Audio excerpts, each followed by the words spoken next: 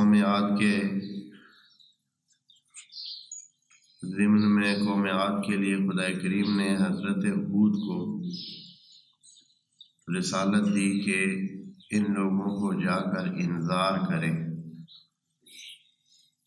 انذار وہی جس کی تعبیر خود قرآن نے یہاں کی ہے کہ اللہ تعبدوا الا اللہ۔ انذار کا مطلب ہے کہ بندگی نہیں کرنی ہے سوائے اللہ کے۔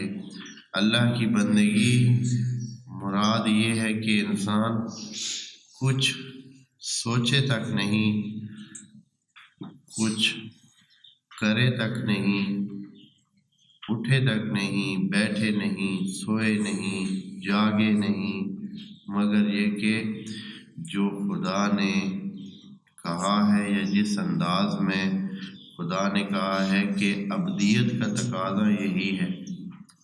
عبد اسی کو ہی کہہ سکتے ہیں جو اس انداز میں ہو۔ جیسے ہم اگر ہمارے لیے کوئی عبد ہو تو ہم چاہیں گے کہ وہ اسی طرح ہو۔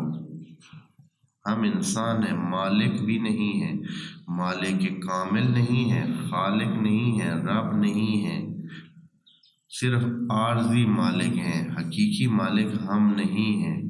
لیکن پھر بھی ہم اگر ہمارا کوئی غلام ہو تو ہم چاہیں گے کہ وہ ہماری مرضی کے سوا کچھ بھی نہ کرے، ہماری مرضی سے ہی سب کچھ کرے، اس کا آنا جانا اٹھنا بیٹھنا تک جو ہے وہ ہماری مرضی سے ہو۔ آپ دیکھتے ہیں کہ بعض اوقات جب تک غلاموں کو، ابھی تو نہیں ہے لیکن جس زمانے میں تھے تو غلاموں کو جب تک اجازت نہ ہوتی نہ تو وہ سو سکتے تھے نہ ہی بیٹھنے کی اجازت ہوتی تھی۔ اگر کھڑے رہتے تو ممکن ہے کہ پورا دن ہی وہاں کھڑے رہے۔ اگر ان کو اجازت نہ دی جائے کہ بیٹھیں تو وہ بیٹھ بھی نہیں سکتے۔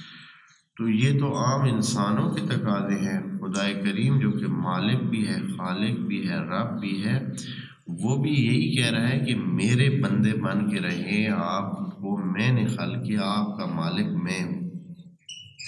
یہ ہے انذار، اور یہ وہی کام ہے جو تمام رسل کا ہے۔